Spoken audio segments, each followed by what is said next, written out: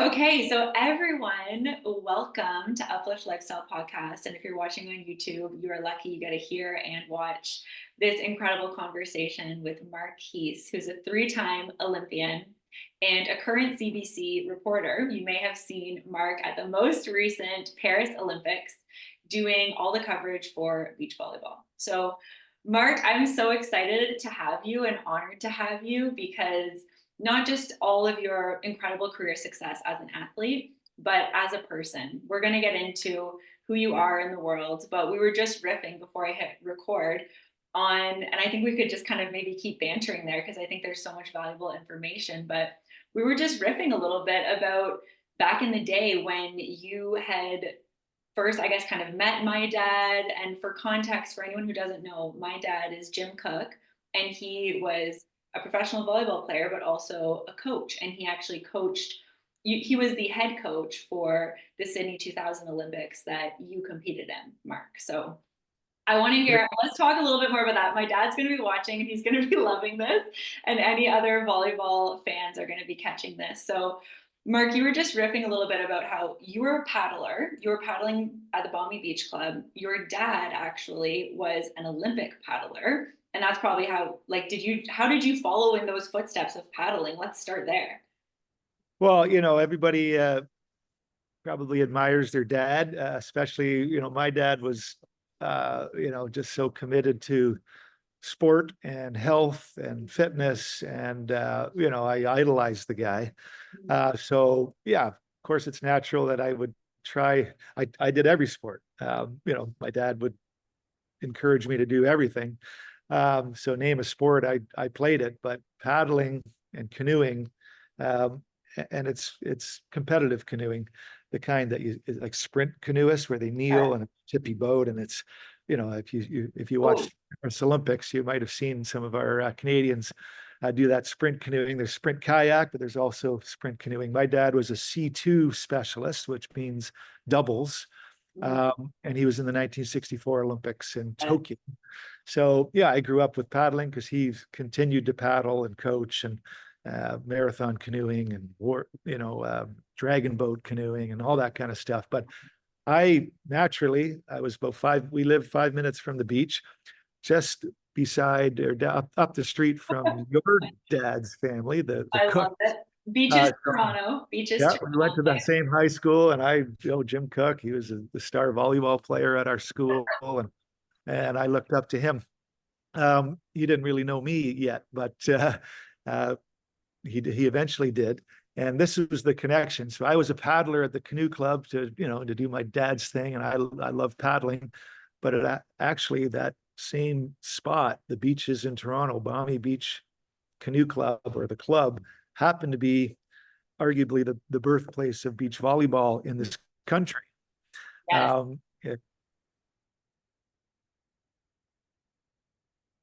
And I would watch these university guys and gals, which included your dad, Jim Cook, and all the legends of the sport, John May and Andy Cole and Ed Drakich and that crew. And then your mom, Therese, she was a scrapper in the sand. Wow, and there was a female group, Christine Drakich, and a number of females that competed. And I was just the young kid paddling, but in between workouts, I would just always marvel at those guys played doubles volleyball, and even after my long day of training and paddling, I just sit there, and I was late for dinner most of the time because I was watching guys like your dad and your mom compete. Yeah, fast forward time, Jim. The sport got more structured, became an Olympic sport. I caught the bug by watching people like your dad and your mom play, and I rose the ranks and got to represent Canada in '96. We won the medal. I became a professional, and then by 2000, your dad, who was always a strong player in his day, and then turned to coaching and was a natural to get involved with our national team, and he accompanied us to Sydney, and a great coach, and more importantly, a great friend and a great human, and a mentor in many ways when it comes to just being a great human and a family man and dad, and In many ways, seeing Jim Cook play at the Balmy Beach Club, I had no idea that I would, still know him to this day and still admire him for all those things that I noticed on the beach court. Oh my gosh, that warms my heart so much. I feel obviously the very personal connection with Jim being my dad. I think it's so funny what you're saying about my mom being a scrapper because a lot of my audience who's watching this and hearing this, they'll know my mom, Therese Bowler, as the founder of Renewal Retreat, who runs spa weekends and wellness retreats and spiritual retreats. And she's like this fierce competitor, She which, was feisty. She was feisty. I was like, wow, oh my she God, she, totally. she did not like to lose. And she that came out on the volleyball court. And and at that time there was this domestic tour, a semi-pro tour, little Labatt Pro Beach tour, and yeah, we had fun. It was like our summer jobs. Even during university, we'd be playing all weekend and all the various beaches in Ontario, Grand Bend, Sauble Beach, Ashbridges Bay, Balmy. We had a little tour and got to compete and make a few extra bucks. So good. Oh my gosh, so good. I love it. Okay, so one thing I want to speak to, we talked about the competition side of things. And one thing that my dad really speaks about when he speaks about you is like your dedication and your competitive edge and like that feistiness that you were describing that you admired what you saw in my parents. That's how you're described as an athlete. And you have that mindset of like no ball is touching the ground. Like you did a lot of passing, right? You were doing a lot of the digging. And in beach volleyball, there's really two players for anyone who doesn't know, and you can describe it much better than I can. I played a little bit of competitive volleyball, but no Olympic level.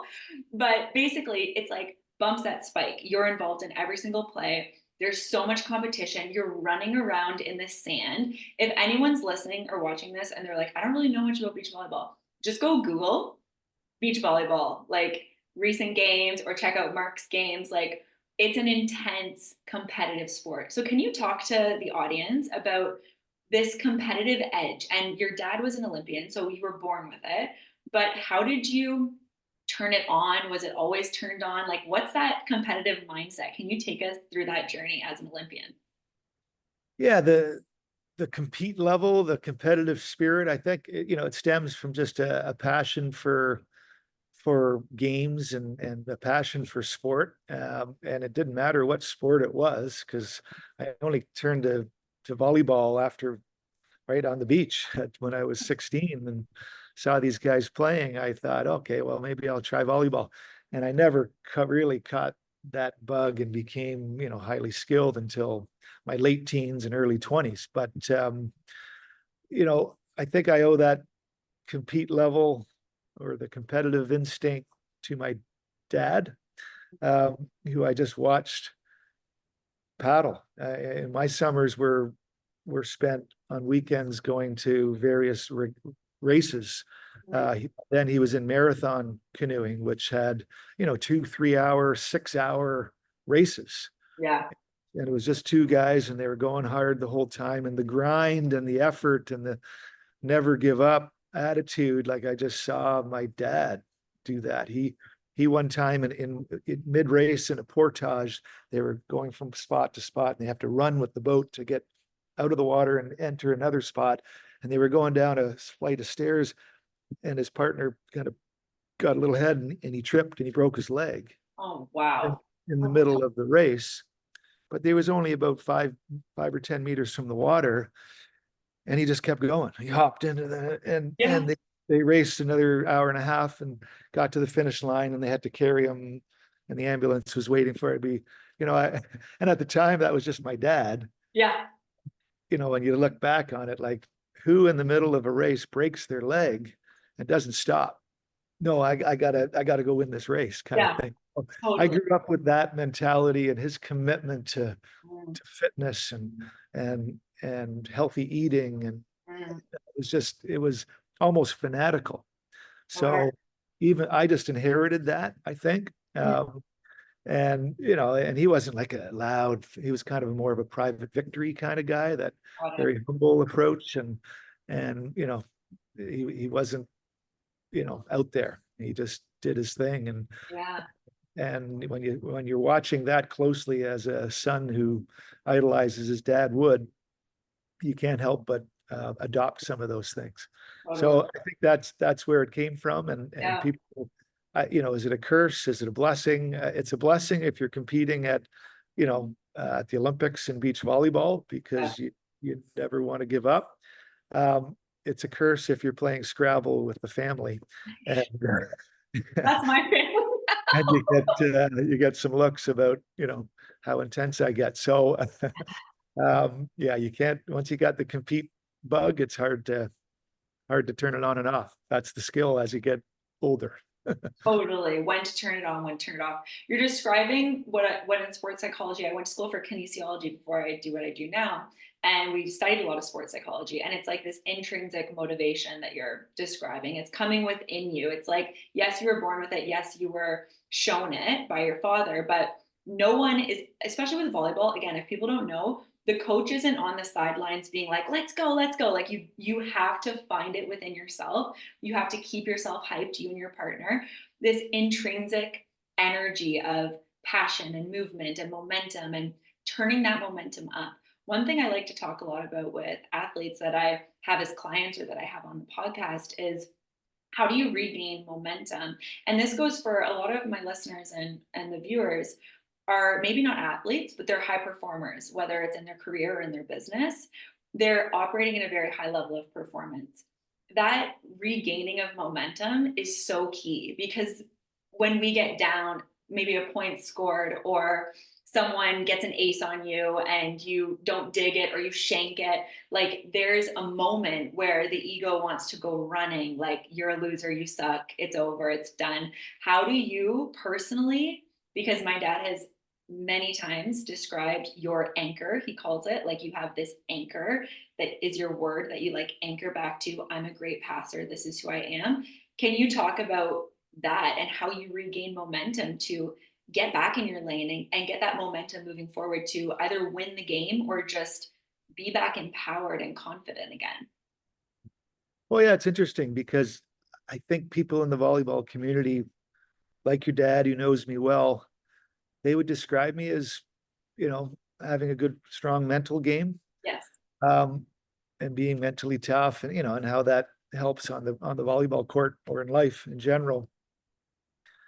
But it's interesting because I don't, I think I think I'm naturally weak, and What? I have a ton of, like, growing up, I was so insecure and self-conscious and worried and doubtful, and even up to this, here I am 55 years old. There's a part of me that still feels a little bit like that imposter syndrome. And so despite, that description, oh, he's mentally tough, I think it came because of my commitment to battle those doubts. And, volleyballs, and you talked about beach volleyball. You're right. There's only two of you out there. There's no coach on the sideline. There's no substitutions. There's no Oh, coach on the sideline saying, time out. Hey, Mark, you got to do this. Come on, fire up. yeah. Snap out of it. You have to learn to really coach yourselves. And volleyball is different than, say hockey or basketball. Basketball, you take a shot and you get an air ball. You don't have time to beat yourself up for it. You're hustling back on defense. The whistle doesn't uh, the whistle doesn't come. Interfere, yeah. In hockey, you have a bad shot, you don't have time. There's way less whistles. Volleyball, there's a whistle after every mistake, Yes. right? And sometimes they point at you double. Yeah, totally. You get called out. Volleyball, if you can imagine at the Olympics, there's millions of people watching. Yep. Have 10, 15 seconds in between rallies where Yeah. you definitely want to beat yourself up. Yeah. It's human nature to be centered out for an error, and guess what? The other teams understands that, and guess what? They're going to get the ball right back to you. It's Yeah. not like indoor volleyball where you can hide that passer and not set that person for a couple rallies while or even get subbed off. Beach is very interesting. It makes you face your demons. It makes you face your, right, in front of everybody. So I think it was great for me, beach volleyball, because it allowed me to face my insecurities and my worst nightmares head on. And Totally. it inherently, the sport inherently helps you practice that skill. And at Yeah. the end of the day, I think, no, mentally tough. No, I'm just good at getting back up every time I get knocked down. Yeah. That Um, recovery piece that you mentioned, yeah. that recovery piece, every rally, like whether I won it and had a great rally and my highlight reel play, you still have to recover and come back to, your stoic, steady state where you're Yeah. connected with getting energized for the next rally.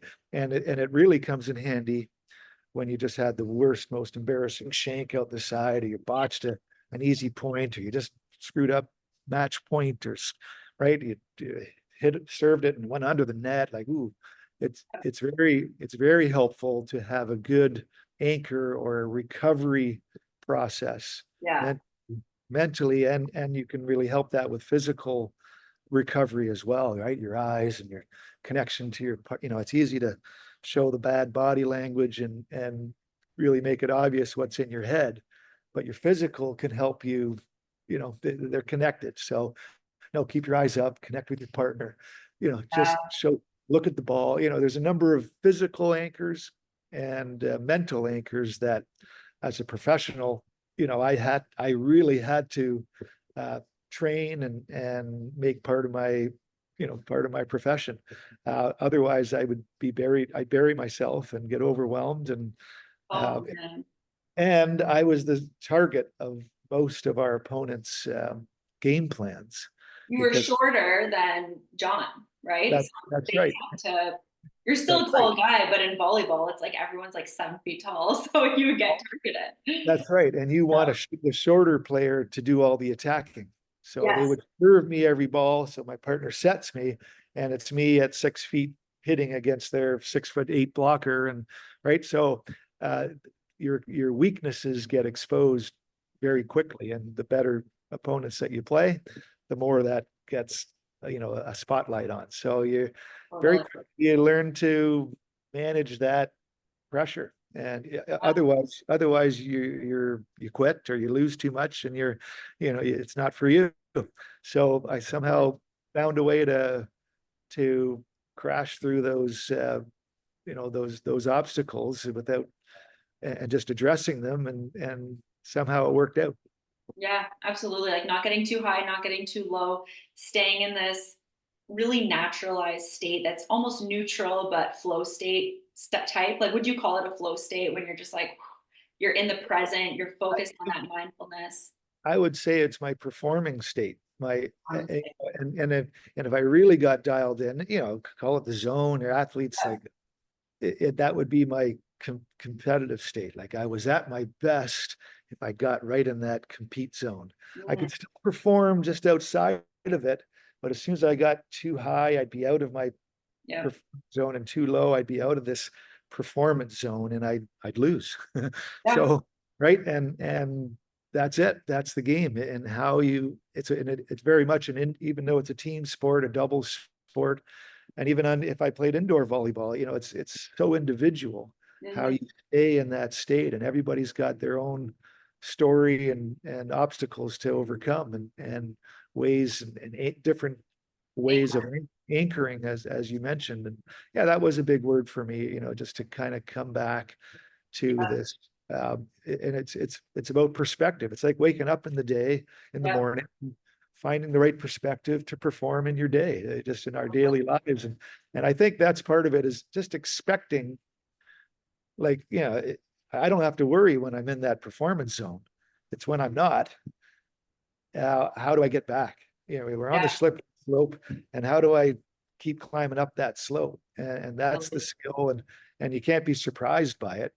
It's going to come. It's a, yeah, I call it in the work that I do, I call it baseline frequency. So it's like having, or some in physiology, it's homeostasis, right? It's like having that baseline where you feel like you feel optimized, you feel regulated, you feel like you're unstoppable, you feel so natural, like it's such a vibe, but it's there's so many things internally, right? Internal doubts that are in the opposing direction, or externally with the athlete perspective of you lose a point. That's an external thing that can really waver that baseline, that anchor. So it's like coming back to that. And that's the practice. It doesn't matter how long you've been doing it, to always bring yourself back to that homeostasis baseline anchor. And that's something you do really well.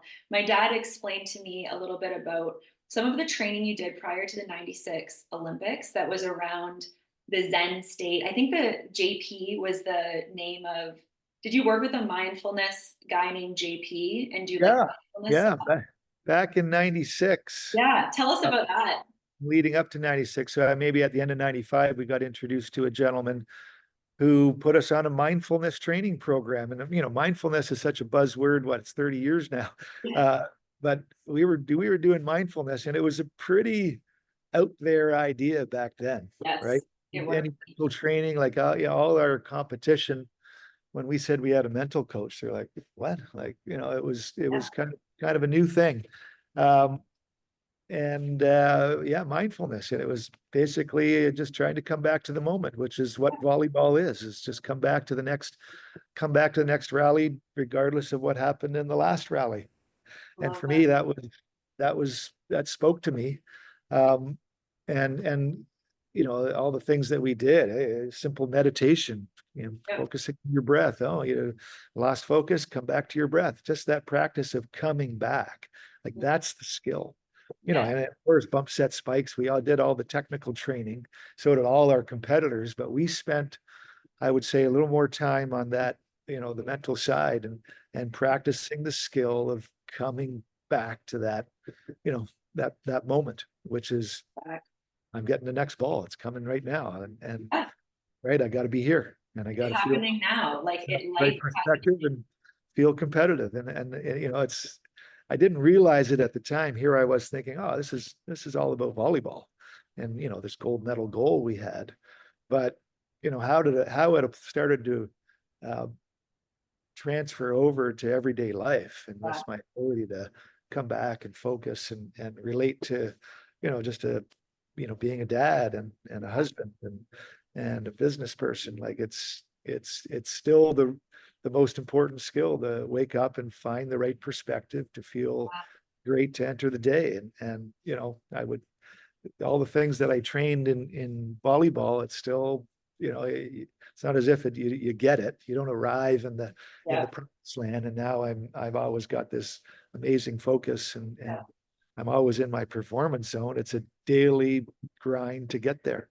Totally. Uh, right. It's a devotion. It's a complete commitment. And I always say to my clients, like, it feels good to feel good. So there's always a reward when you bring yourself back to the present moment, because in the present moment, all is well and it feels good to be there. So you're constantly being rewarded when you bring yourself back there.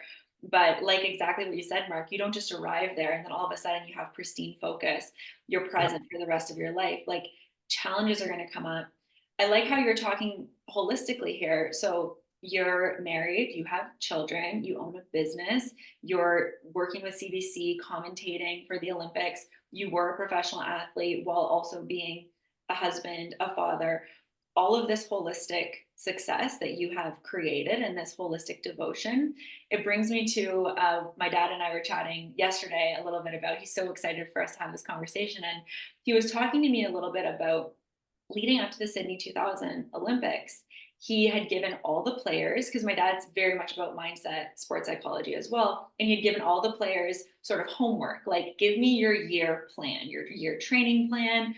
And you had already had one done. You were just like, oh, yeah, I'll get you that tomorrow. Where everyone else is like, what the hell's this? Like, what? Like, how do we know? You had it already done. And he was explaining that you had so many different components to your, do you remember what I'm talking about with this training plan? Well, you know what? That would have been in 2000, and I did it for 17 years. And every year I felt, oh, gee, I entered the year thinking, is this the year I get exposed as, the fraud that I am? I better do more. I better add something to my program. So I don't, I'm sure I had something You because had something ready. Like he was I was a amazing. professional.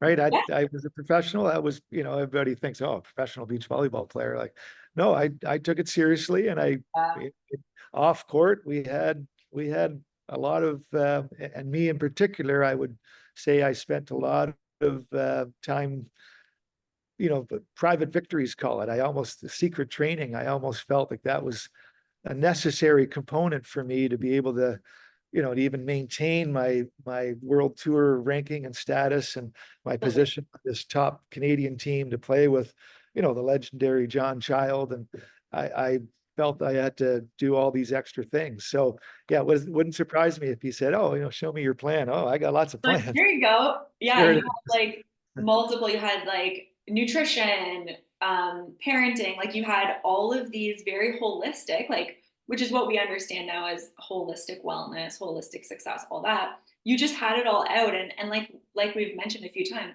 mindfulness, mindset, sports psychology, that was all rather new 20, 30 years ago, but you were like cutting edge, you were leading with that. Another thing, Well, and oh, go and ahead, go ahead. oh no, and you mentioned JP Palou Yes. Fry, who runs his own business, the Institute for Health and Human Potential, Mm. IWHP.com, I think, and he's gone on to, but we got him fresh, I think, fresh out of university. He was keen to, to apply all these concepts, and we were, yeah, he introduced us to mindful morning notes, which, to this very day, I've got a mindful morning notes that, I'm not as, I would say I'm not as strict in doing my training every morning as I was when I was a beach athlete and shooting for, gold medals at the Olympics. But I've got a current mindful morning notes. I call it Wow, Everyday Greatness, which I think I stole from some book that I read. But I love it. it's about that. And JP, yeah, he was cutting edge, and So he introduced us to those concepts. And I was lucky to have guys like Jim Cook, a friend and coach, and who was very spiritual and holistic. And he taught me at a very early age. And and another guy who I'm still very close with, I speak with every day. He was our coach in Athens in 2004, and a mentor along the whole time. And Jim would call him a friend and mentor as well, John May. mm-hmm. And he early on, I remember he said something to me that stuck way back in maybe even before our first Olympics. He said, you have to gain comfort with discomfort, which I think is a very common term now. But Yeah, again, 30 years ago, that was like, wow, totally. gaining comfort with being on that slippery slope. That was it. Everybody wants to avoid the pressure and avoid, stress, and not even talk about it or how they're feeling about it. Mhm. And he just said, "Hey, gain some comfort with it, buddy. You're in the Olympic sport. Like, you're going to be feeling that always." So, Always. right. And I'll always remember that conversation, because that doesn't change whether you're on the volleyball court or, just in your daily life with all the responsibilities that you have as an adult and as a kid even. It's gain some comfort with it, because that's life, that's living. Totally. Yeah, I have a chapter in my book that I call The Edge of Evolution, and it's exactly this topic of expanding your capacity in your life. And the more you're expanding your capacity and you're rubbing up to those edges, the more evolution, the more beauty, the more blessings that are on the other side of it. So although this was so cutting edge 20, 30 years ago, it is very much mainstream right now. But I think that that validates how real it is and how beneficial it is to have this integrated holistic sense as an athlete, as a business owner, as a parent, as a human being living on earth, to really take in spirituality, take in mindfulness, whatever you want to call it, connecting back to yourself, coming back into that moment. And that's something you've done professionally, and it sounds to me like every single day you're still doing it. I love this Well, mind. and I don't want to create a myth. Oh, I always try to dispel that myth when people, oh, the Olympic athlete, you must have been, you program, you're super, to have this high performing mind, and you're always, no, I definitely would say it's not an easy, Yeah. so I don't want to come off like, hey, I got everything figured out. It's Mm. even to this day, I I have to remind myself that I find myself attracted to read the latest Ryan Holiday book and Steve Magna, all these kind of gurus of high performance and secrets of that, and every time I read those things or I see little snippets or podcasts, it I just keep those reminders close because and even this morning, in a conversation with John May, he said, "Hey man, we have everything we need," right? And that's always a good, because sometimes you just get caught thinking I got to get something from somewhere. I gotta, right? It's somewhere out there is the answer, but often it's about looking internally and spending time and just asking yourself questions. And believe it or not, especially at our age with all the experience and things that we've had, the answer's there. We have everything we need. So, trying to find the answer outside is, it's great to see, a physical demonstration to remind us. But all these books, it's all stuff, it's obvious almost, things that we know already Yeah, inherently. But again, mindful morning, it's good to remind yourself and keep close to those concepts because the weeds can grow around those pretty easily if you let it. absolutely. Oh, I love that, Mark. This is such a beautiful place to just come to a close. We have everything within us. This is exactly why I did want to have you on the podcast because not only are you inspiring to so many as a three-time Olympian who also has this beautiful holistic life, you are really a living embodiment of this ongoing evolution and this practice of oneness and mindfulness and connection to self. And I feel so honored to know you. I got to meet you when I was super young. For everyone listening, kind of an interesting little fun fact is our family, we like, I don't want to say adopted, but we took your dog, Lennox, from you guys because you had both your children like right close together and you needed like a break.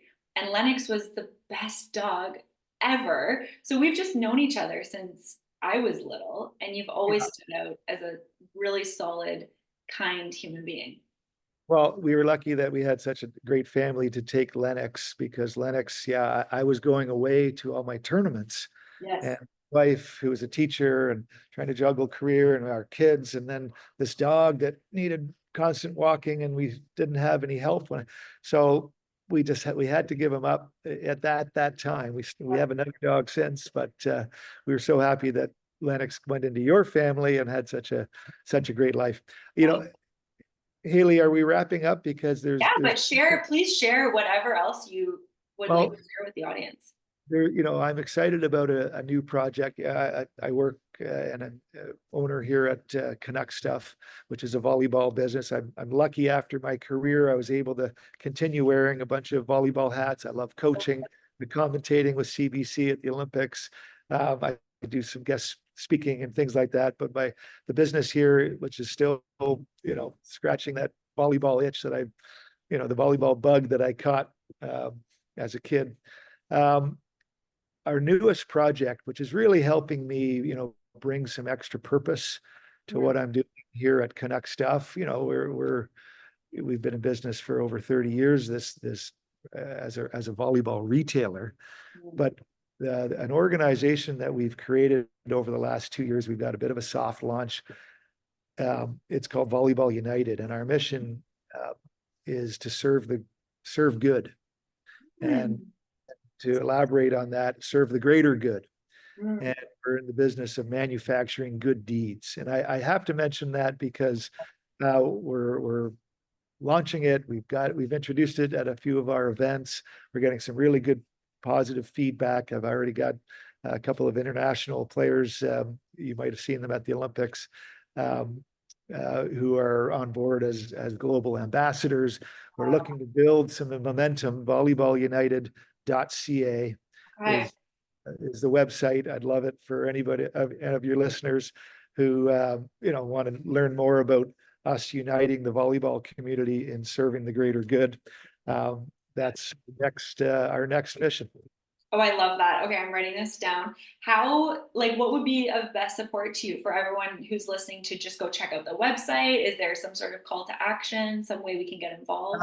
There is, yeah, there's we're looking for contributions because Okay, at the end of every year, we present to our board to take whatever money we've raised through some events, fundraising, contributions, got it. partnerships, um, and create our list of good deeds. I love And that. the good Give me an deeds, example of a good deed. Like, well, what? I want to know. mental health, physical health, you know, the war, there's so many causes out there that we think the volleyball community on a global scale Mhm. can support and contribute to and Yes, unite in that kind of greater purpose, I love it. higher purpose. I think that's our big idea.